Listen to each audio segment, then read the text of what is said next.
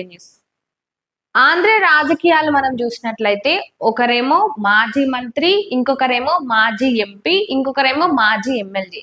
పేరుకి మాజీలైనా కూడా నోటికొచ్చిన మాటలు మాట్లాడడం, నోటికొచ్చినవన్నీ కూతలు కూస్తూ ఇటు ముఖ్యంగా ముఖ్యమంత్రినా లేదంటే ఉప ముఖ్యమంత్రినా అని ఇవేవి వాళ్ళ పదవులకు కూడా ఏమాత్రం గౌరవం ఇవ్వకుండా అడ్డగోలుగా మాట్లాడడం వైసీపీ పార్టీకి చెందిన నాయకులందరికీ అలవాటే. అయితే ఈ నేపథ్యంలోనే ఒక ఆయన్నేమో అంబటి రాంబాబు, ఆయన్నేమో స్వయాన ముఖ్యమంత్రినే లకారాలతో మాట్లాడతారు. ఇంకొకరేమో జోగి రమేష్, ఆయన మంత్రి అయిన లోకేష్ ను ఆయన బాడీ షేమింగ్ చేస్తూ ఆయన గురించి చిప్ దొబ్బింది అన్నట్టుగా ఆయన గురించి ఇంకొకరు మాట్లాడతారు. ఇక ఈ బాటలోనే వైసీపీ పార్టీలో ఉన్న మరికొందరు కూడా నడుస్తున్నారు. ఇక మనందరికీ బాగా సుపరిచితులైన గోరంట్ల మాధవ్ మాజీ ఎంపీ, ఆయన కూడా ఈ రీతిలోనే ఈ విధంగానే మాట్లాడుతున్నారు. ఇక ఆయన మాట్లాడుతూ ఇటు ఆంధ్రప్రదేశ్ ముఖ్యమంత్రి అయిన చంద్రబాబు నాయుడిని, అదే విధంగా తెలంగాణ ముఖ్యమంత్రి అయిన రేవంత్ రెడ్డిని ఇద్దరిని కూడా ఎగనరుకుతాడంట. అంటే రాయలసీమ లిఫ్ట్ ఇరిగేషన్ కి సంబంధించి రాయలసీమకు ఎలాంటి ద్రోహం చేయాలని మీరు తలుచుకున్నా, ఎలాంటి ద్రోహాలు చేసినా కూడా ఇద్దరిని తెగ నరుకుతానంటూ కూడా ఆయన మాట్లాడుతున్నారు. ఆయన ఒక మాజీ ఎంపీని అనే విషయాన్ని మర్చిపోయి మాట్లాడుతున్నారా, లేదంటే వైసీపీ పార్టీకి సంబంధించిన ఏకంగా జగన్మోహన్ రెడ్డి ప్రెస్ మీట్ ముందు ఏదైతే మాట్లాడారో, అసలు తిరుమల తిరుపతి లడ్డు కల్తీనే జరగలేదు, అసలు అందులో ఎలాంటి కొవ్వుకు సంబంధించి, ముఖ్యంగా యానిమల్ కొవ్వుకు సంబంధించి అసలు అవేవి కలవనే లేదు అని సిట్ విచారణలో తేలిందట. అసలు సిట్ విచారణలో అది స్పష్టంగా చెప్పింది ఎక్కడా కూడా లేదు. ముఖ్యంగా ఫిష్ ఆయిల్ కానీ వీటన్నిటికి సంబంధించి ఇవి కలిసాయి అనే ఒక అనుమానం ఉన్నట్టుగా సిట్ విచారణలో తేలినప్పటికీ, అంటే ఏదైతే ఈ తిరుమల తిరుపతి లడ్డు కల్తీ విషయానికి సంబంధించి ఏదైతే సిట్ ఇచ్చిన రిపోర్ట్ ను పూర్తిగా చదివిందే లేదు. ఎవరో ఏదో ఒక స్క్రిప్ట్ ఇస్తే ఆ స్క్రిప్ట్ ను యాజ్ ఇట్ ఈస్ గా చదివే జగన్మోహన్ రెడ్డి ఒక పార్టీకి అధినేత. ఇక ఆయననే ఈ విధంగా ఇటు ముఖ్యంగా కూటమి నాయకుల గురించి కానీ ఇలాంటి సెన్సిటివ్ విషయాల గురించి ఆయన నోటికొచ్చినట్టు ఆయన మాట్లాడినప్పుడు, ఇక ఆయన కింద ఉండే ఎంపీలు కానీ ఎమ్మెల్యేలు కానీ మాజీ మంత్రులు కానీ మాట్లాడడంలో పెద్ద అతిశయోక్తి ఏమి లేదు.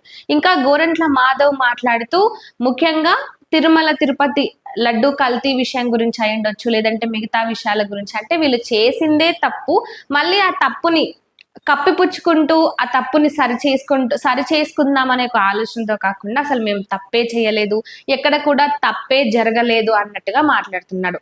ఇక ఇరు తెలుగు రాష్ట్రాల ముఖ్యమంత్రులను తెగ నరుకుతానంటూ మాట్లాడడం ఎంతవరకు కరెక్ట్ అంటే, ఇటు అంబటి రాంబాబు ఏదైతే ముఖ్యమంత్రిపై చేసిన వ్యాఖ్యలకు సంబంధించి ఆయన బహిరంగంగా ఆ విధంగా మాట్లాడారు. మరి ఆయన అరెస్ట్ చేసినప్పుడు ఇలాంటి వాళ్ళను, ముఖ్యంగా 2 తెలుగు రాష్ట్రాల ముఖ్యమంత్రులను డైరెక్ట్ గా ఈ విధంగా అంటే ఒక రకంగా చంపుతానని హెచ్చరిస్తున్నట్టు అనుకోవచ్చా? ఈ విధంగా మాట్లాడే వాళ్ళపై ఇటు ఆంధ్రప్రదేశ్ కూటమి నాయకులు ఏ విధంగా చర్యలు తీసుకోవాలి? అంటే ఏం మాట్లాడుతున్నాము, ఎక్కడ మాట్లాడుతున్నాము, ఎవరి గురించి మాట్లాడుతున్నాము అనే కనీస జ్ఞానం కూడా లేకుండా మంత్రి, ఉప ముఖ్యమంత్రి ఎవరికి కూడా ఏమాత్రం గౌరవం ఇవ్వకుండా మాట్లాడుతున్నారు. ఇక గోరంట్ల మాధవ్ ఒక పోలీస్ అధికారి కూడా గతంలో, అలాంటి ఒక పోలీస్ బాధ్యతలు నిర్వహించిన ఆయన ఇటు రాజకీయంలో అధికారంలో ఉన్న నాయకుల గురించి ఏ విధంగా మాట్లాడాలనే జ్ఞానం ఆయనకి లేదా? అంటే ఇటు వైసీపీ పార్టీలో ఉంటే ఇక నోటుకొచ్చిన కూతలు కూస్తూనే ఉంటారా? తిరుమల తిరుపతి లడ్డు కల్తీ విషయం గురించి మాట్లాడుతూ ఆయన కూడా ఒక హిందువే. ఇప్పుడు ఏదైతే ఒక పార్టీలో ఉన్నాడో ఆ పార్టీ అధినేత మెప్పు పొందాలనో లేదా అధినేతకు దగ్గర అవ్వాలనో ఏదో ఒక ఉద్దేశంతో ఇటు ఆయన ధర్మాన్ని, అదే విధంగా ఇతరుల ధర్మాన్ని కూడా కించపరిచే విధంగా ఆయన మాట్లాడుతున్నాడు. ఇంకో మాట మాట్లాడుతూ అసలు చంద్రబాబు నాయుడు ఎప్పుడు చూసినా తిరుమల తిరుపతి వెంకటేశ్వర స్వామి మా ఇలవేల్పు అని మాట్లాడుతూ ఉంటారు. మరి ఇలవేల్పు అయినప్పుడు ఎందుకు ఆంధ్రప్రదేశ్ లో గుడులు కట్టియలేదు అని ప్రశ్నిస్తున్నారు. ఇక అంతేకాకుండా ముఖ్యంగా వాళ్ళ కుటుంబ సభ్యులకు సంబంధించి ఆయన పేరేమో చంద్రబాబు నాయుడు, ఆయన కుమారుడి పేరేమో లోకేష్ బాబు, ఆయన మనవడి పేరేమో దేవాంశ్. ఇక్కడ ఎక్కడా కూడా వెంకటేశ్వర స్వామి పేరు లేదే అంటూ ప్రశ్నిస్తున్నారు. అసలు రాజకీయాల్లో అంటే ఒక ఉన్నత స్థాయిలో ఉండి ఉన్నత స్థాయి పదవులను అనుభవించిన వాళ్ళు ఈ విధంగా మాట్లాడడం ఎంతవరకు కరెక్ట్ అంటారు? అంటే దేవుడు మీద భక్తి ఉన్నా, దేవుడు ఇలవేల్పు దైవం అయినప్పుడు పేర్లు పెట్టుకోవాలి, పేర్లు పెట్టుకుంటేనే దేవుడిపై భక్తి ఉన్నట్ట. అంటే ఈ విధంగా ఎంత నీచమైన రాజకీయాలు చేస్తున్నారు అనేది క్లియర్ గా అర్థమవుతుంది. ఇక అంతేకాకుండా వైసీపీ ప్రభుత్వ హయాంలోనంట టీటీడీ చొరవతో దాదాపుగా 2005 దేవాలయాలను ఆంధ్రప్రదేశ్ రాష్ట్రం అంతటా నిర్మించారట.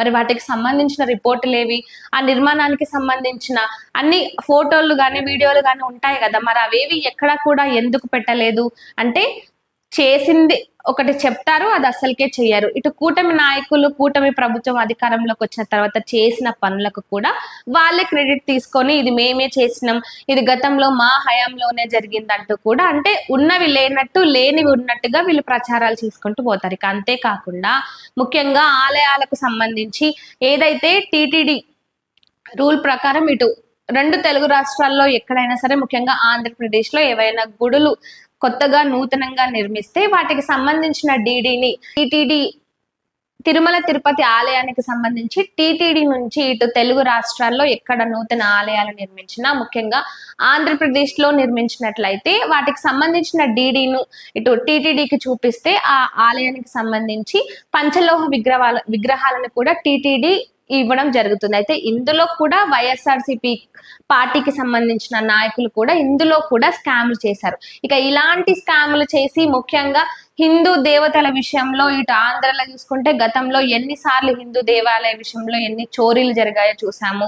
అంతర్వేదిలో రథం దహనం కావడం కావచ్చు, విజయవాడ దుర్గమ్మ ఆలయానికి సంబంధించి చోరీ అవ్వడం కానీ, వీటన్నిటిని వాళ్ళు సమర్థిస్తూ మాట్లాడుతున్నారు. తప్పు అని చెప్పకుండా ముఖ్యంగా వాటిని సమర్థిస్తూ మాట్లాడుతున్నారు. ఆ గుళ్ళో ఎంత పోయింది, వాటితో ఏమన్నా మిద్దెలు కట్టుకుంటామా మేడలు కట్టుకుంటామా అంటూ ఒకరు మాట్లాడతారు. ఇంకొకరేమో ఏదో హిందూ ధర్మం అంటూ స్వయాన మాజీ ముఖ్యమంత్రి జగన్మోహన్ రెడ్డి హిందూ ధర్మం గురించి మాట్లాడతారు. మరి ఆయనే ఆ విధంగా మాట్లాడినప్పుడు ఆయన కింద ఉండే వాళ్ళు ఇక ఈ విధంగానే మాట్లాడతారు. మరి ఆయన అంటే హిందూ ధర్మానికి వ్యతిరేకి, హిందూ ధర్మాన్ని ఆయన ఎప్పుడు కూడా ప్రోత్సహించిన వ్యక్తి కాదు. స్వయాన తిరుమల తిరుపతి లడ్డూని ప్రసాదంగా ఇస్తే తినకుండా పక్కకి పాడేసిన ఘనత వాళ్ళకి సంబంధించిన ఘనత. మరి అలాంటి వాళ్ళు ఏ విధంగానూ హిందూ ధర్మాన్ని ప్రోత్సహించరు, గౌరవించరు. మరి ఆ పార్టీలో ఉన్న తెలుగు ఏదైతే హిందూ సనాతన ధర్మానికి సంబంధించి హిందువులు ఉన్నారో వాళ్ళు కూడా ఏదో పార్టీల కోసం, ఏదో పదవుల కోసము, వీటి కోసం అని ఇష్టం వచ్చినట్టు వాళ్ళ ధర్మాన్ని వాళ్ళు కించపరుస్తూ ఇతర ధర్మాలను కూడా ముఖ్యంగా ఇలాంటి సెన్సిటివ్ టాపిక్స్ కి సంబంధించి కూడా ఇష్టం వచ్చినట్టు అడ్డగోలుగా మాట్లాడుతున్నారు.